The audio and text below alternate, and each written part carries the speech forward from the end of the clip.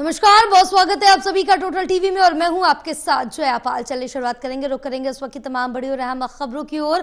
मोदी के शपथ ग्रहण में पड़ोसी देशों को न्योता, श्रीलंका, बांग्लादेश समेत 5 देशों के नेता शामिल होंगे। बांग्लादेश की पीएम शेख हसीना भी कल आएंगी दिल्ली। नेपाल के पीएम प्रचंड के भी उपस्थिति की पुष्टि की गई है। तो बड़ी अपडेट आप तक पहुंचा रहे हैं, जहां बांग्लादेश के पीएम शेख हसीना कल दिल्ली पहुंच जाएंगी। पड़ोसी देशों को भी न्योता दे दिया गया प्रधानमंत्री नरेंद्र मोदी की शपथ ग्रहण के लिए। तो मोदी के शपथ ग्रहण में पड़ोसी देशों को न्योता दिया गया। श्रीलंका, बांग्लादेश समेत 5 देशों के नेता शामिल होंगे और विदेशी नेताओं को भी नरेंद्र मोदी के प्रधानमंत्री पद की शपथ ग्रहण में बुलाया गया है, आमंत्रित किया गया। बांग्लादेश की प्रधानमंत्री शेख हसीना कल दिल्ली आ जाएंगी। नेपाल के पीएम प्रचंड ने भी उपस्थिति की पुष्टि की है।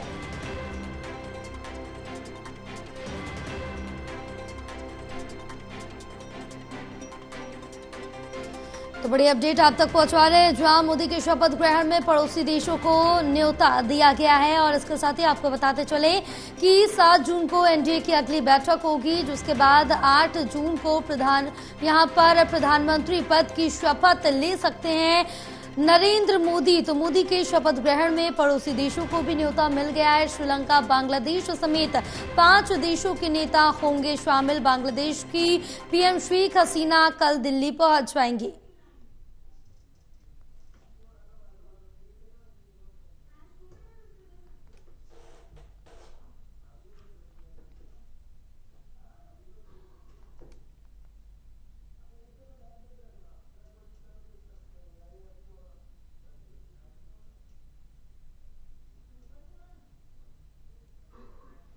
हमारे साथ associate editor Pradeep Kumar live जुड़े हुए हैं और ज्यादा जानकारी लेंगे।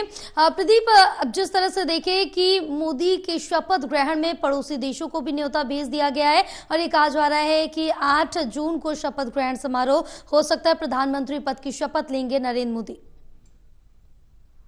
देखिए, बिल्कुल विदेशी मेहमान को आने का शुरू हो जाएगा और पहले तरीके से सरकार बनाने की कवायद है वो दिल्ली में जोर पकड़ के नजर आ रही है। हलचल बढ़ी हुई है। दिल्ली में बीजेपी अध्यक्ष जेपी नड्डा के आवास पर इस वक्त महत्वपूर्ण बैठक भी चल रही है। इस बीच जो राष्ट्रीय अध्यक्ष उनको न्योता दिया गया है, उन्होंने बधाई दी और उनको फोन पर भी बात की है। बतौर नरेंद्र मोदी की बातचीत हुई है। इस वक्त वो कार्यवाहक प्रधानमंत्री है, चूंकि 18वीं लोकसभा का गठन होना है। ऐसे में जो पूरी कवायद चल रही है, जो पुष्टि हुई है बांग्लादेश की प्रधानमंत्री शेख हसीना के आने की पुष्टि हो चुकी है। ये कहा जा रहा है कि वो कल यहाँ भारत पहुंचेंगी। इसके अलावा ये भी जानकारी मिल रही है कि पुष्प कमल दहल प्रचंड जो कि नेपाल के प्रधानमंत्री हैं, वो भी उनके भी दौरे के आने की पुष्टि हो गई है। औपचारिक ऐलान होना बाकी है। इसके अलावा श्रीलंका, साथ ही भूटान नरेश और इसके अलावा जिस तरीके से मॉरिशस के जो राष्ट्रपति हैं वो भी भारत आएंगे। तो पूरा कार्यक्रम तैयार किया जा रहा है। निश्चित तौर पर जो तारीख निकल कर आ रही है वो बताई जा रही है कि 8 तारीख है जब शपथ ग्रहण समारोह हो सकता है। कल जो है एनडीए की बैठक बुलाई गई है, जिसमें नरेंद्र मोदी को संसदीय दल का अध्यक्ष चुना जाना है और नेता चुना जाना है। और उसके बाद जिस तरीके से घटनाक्रम है आज का, क्योंकि आज चुनाव आयुक्त जो है मुख्य चुनाव आयुक्त वो जो सांसद जीत कर आए हैं उनकी पूरी सूची उपलब्ध कराई जाएगी राष्ट्रपति को। सबसे बड़े दल की संख्या, इसके अलावा समर्थन पत्र जो दलों के वो उनसे पहले ही जो सामने आ रहे हैं, तो संख्या बल के लिहाज से सबसे बड़े दल के नेता को आमंत्रित किया जाना है। और ऐसे में उस घटनाक्रम पर भी नजर रहेगी। लेकिन इस वक्त आपको तस्वीरें पीछे से दिखाना चाहूंगा।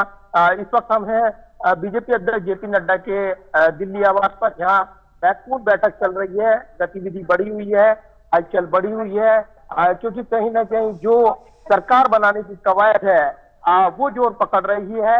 और ऐसे वक्त जब हलचल बढ़ी दिल्ली में, तो कहीं ना कहीं महत्वपूर्ण हो जाता है कि जो रणनीतिक तौर पर जो नतीजे आए हैं उनकी भी समीक्षा हो।